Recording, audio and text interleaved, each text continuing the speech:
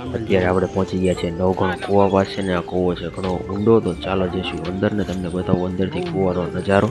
આપણે આવી ગયા છીએ ત્યાં નવઘણ કૂવાની અંદર ને આ વરસાદના કારણે અહીંયા લસરાયું થઈ ગયું છે ને હજી આપણે જવાનું છે અહીંથી નીચે। આપણે ઉતરવાનું કરી દીધું છે ચાલુ ને મને એવું લાગતું હતું કે ખાલી પાછળ દાદરા છે એટલા જ દાદરા છે, પણ હજી નીચે પણ ઘણા દાદરા છે। આપણે નીચે પહોંચવા આવ્યા છીએ ને આગળના દાદરામાં એકદમ અંધારું અંધારું જ છે। તો ફાઇનલી આપણે પહોંચી ગયા છીએ કૂવાની નીચે ને અહીંથી છે કૂવાની ઉપરનો આવો કાંક વ્યૂ। તમે વિચારો 319ની BCમાં આટલા બધા પથ્થરો કાપીને આ કૂવો કઈ રીતે બનાવવામાં આવ્યો છે। આ છે 319ની BCની ઘંટી। આખા ઉપરકોટના કિલ્લાનું અનાજ અહીંયા દળવામાં આવતું હતું અને વચ્ચે બળદને બાંધીને આ પથ્થરને ગોળ ગોળ ફરતે ફરતે ફેરવવામાં આવતો હતો। આ છે બીજી ઘંટી, બે ઘંટી બાજુમાં જ આવેલી છે। આ ઘંટી પહેલી ઘંટી કરતાં થોડીક ખરાબ કન્ડિશનમાં છે। ધીમો ધીમો વરસાદ ચાલુ થઈ ગયો છે। વરસાદ વધે પહેલાં આપણે અહીંથી નીકળી જઈએ ને અહીંથી આ ડુંગરાનો વ્યૂ એકદમ જોરદાર આવી રહ્યો છે।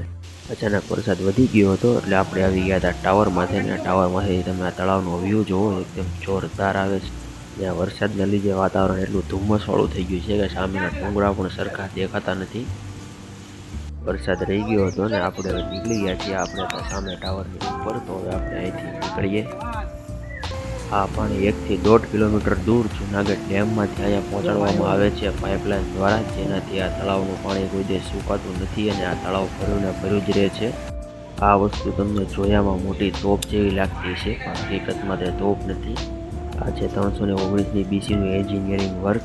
આ છે વોટર ફિલ્ટર પ્લાન્ટ। આમાં તળાવનું પાણી ફિલ્ટર કરીને પીવા લાયક બનાવવામાં આવતું હતું। આ કઈ રીતે વર્ક કરે છે તો આપણને ખ્યાલ નથી, નકર તમને જણાવે। હવે આપણે બેસું પાછા રિટર્ન ને આ બ્લોગને કરીશું અહીંયા પૂરો ને મળીએ બીજા મિની બ્લોગમાં।